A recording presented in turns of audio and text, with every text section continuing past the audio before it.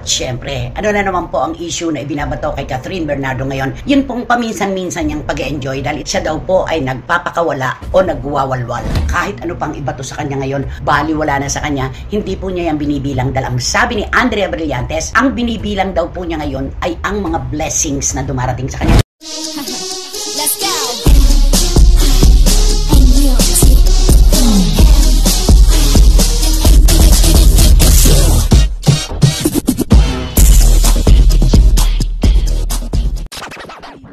Si Catherine Bernardo, dahil siya nga ay isang Catherine Bernardo, hindi siya talaga binibitiwan ng mga bashers. Walang bibitiw sa kanya.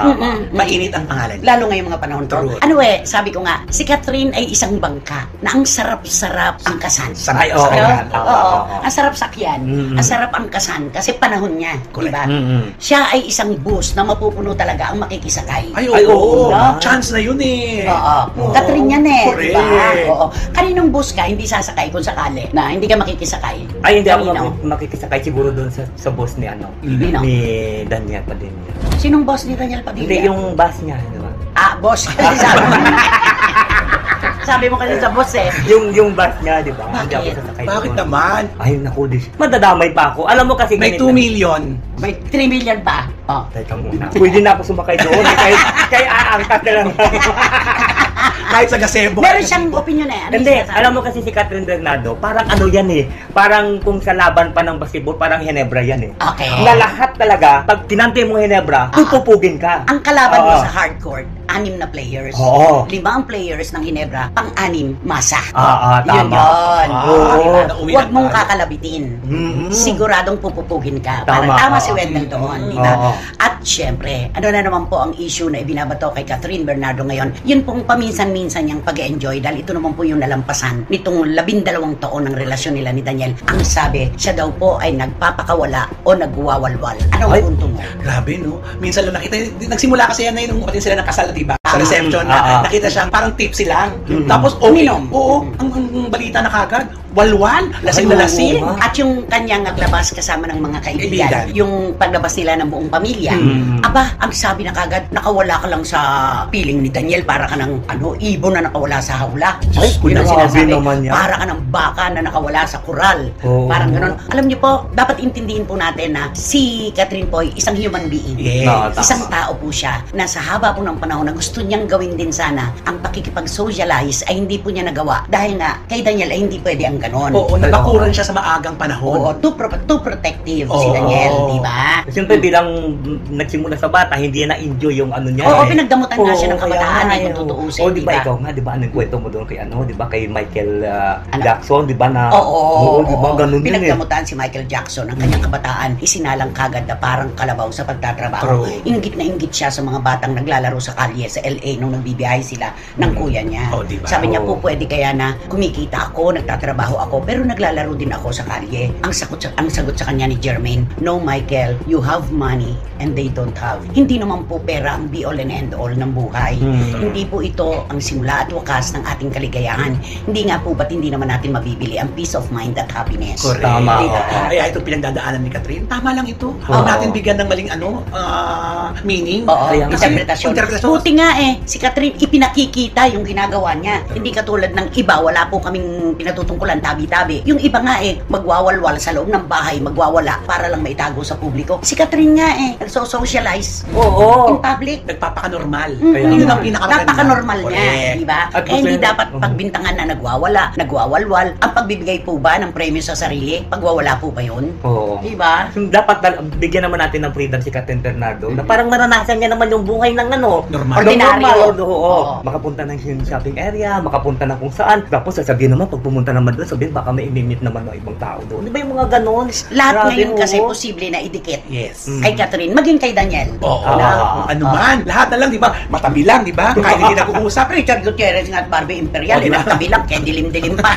Hindi naman nakitang nagyayakapan. May relasyon na. Oo. Diba? Tama. Kaya hindi po kawawa rin naman si Catherine kung hindi po natin siya pababayaan na i-enjoy ang kanyang kabataan. Oo, at saka yung Tama. taong nasaktan, hayaan po natin magsaya sa sarili niyang pamaraan para maka kalma sa kanyang kalungkutan. Oo. Di ba? Malayang tao na po ngayon, si Catherine, wala na siyang pagdadalawang isip na, naku, baka mamaya kapag ka na kami magalit, baka mamaya may magtantrums. Correct. Doon po siya nasanay sa ganun. Ang dami-dami niyang gustong gawin na hindi po pwede, di ba? Correct. At saka nasa edad na po si Catherine, alam na niya ang makasasama at makabubuti sa kanya. Kasi dati, bawat punta, bawat sabihin niya, papaalam niya muna kay Daniel. Oo. Lahat. Ngayon wala nang pagpapaalam. Oo. Gagawin niya ang gusto niyang gawin kasi free na siya. Oo, at saka, Oo. yung pagpapaalam naman, formalidad lang. Mm. Pwede namang gawin yon ni Catherine. Mm. Basta alam niya ang makakabuo at makasisira sa kanya. Totoo. Tama. Di ba? Tama. Yun. Tama na po yung term na pagwawalwal. Hindi po yun ang pagwawalwal. Yung pong tinatawag niyong pagwawalwal, yan po yung mga tao na kapag nakainom na, ay nako talagang gumagawa po ng mga kahihiyan in public. Yun ang bad. Ayun na. Di ba? Meron ka bang kilalang artista na nagwawala in public? Marami. di ba? Marami.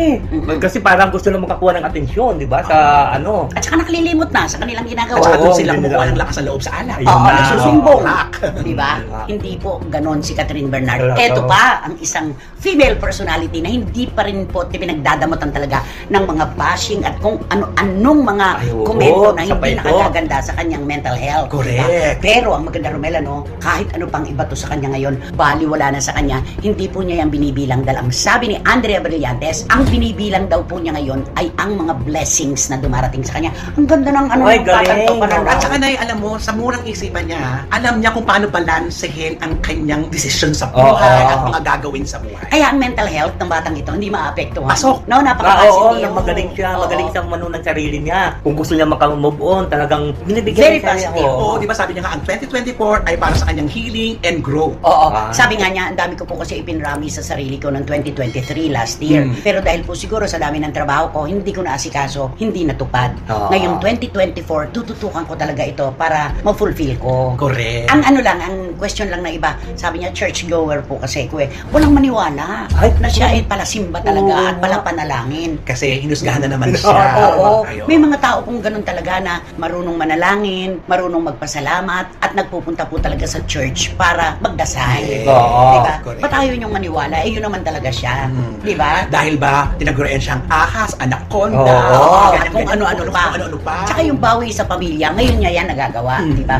Alam mo yung mga kabataang artista ngayon, kapuri-puri sila kasi hindi pinababayaan ng mga pamilya. Catherine Bernardo, Andrea Brillantes, at ang iba pang mga kabataan, Oo. pamilya ang prioridad. Correct. No? Yun ang Kaya una nakita mo talaga. nagagabayan sila ng tama. At kaya minamahal sila ng publiko. Tama. Napaka-matriarkal nitong ating bansa. Pag mahal mo, magulang mo, lalo na ang nanay mo. Ay, Yun. oo. Di ba? Kasaludo sa iyo yung tao kasi minahal mo yung Can you please talk to Andrea Brillantes? You know, Andrea Brillantes, we are very proud. Ano eh? Proud. Sobrang proud. PNF syndrome.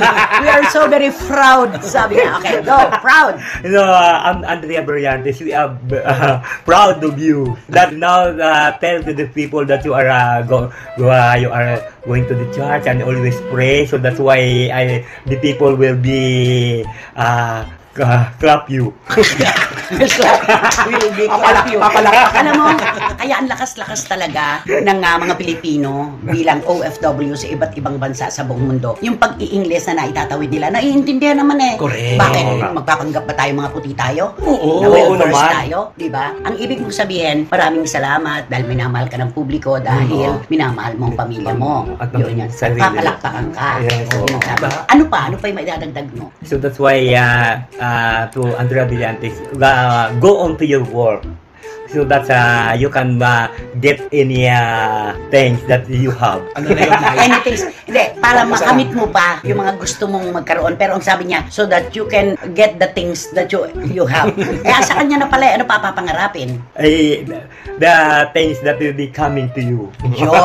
Darating pa Mga sa darating inyo. pa. At yun na nga mga kachika, kung nagustuhan mo ang hot topic natin for today's video, ay ano pang inaantay mo? Mag-like ka na at i-share mo na din para mas marami pang magkakaalam sa hot topic na ito. Maraming salamat! Let's go.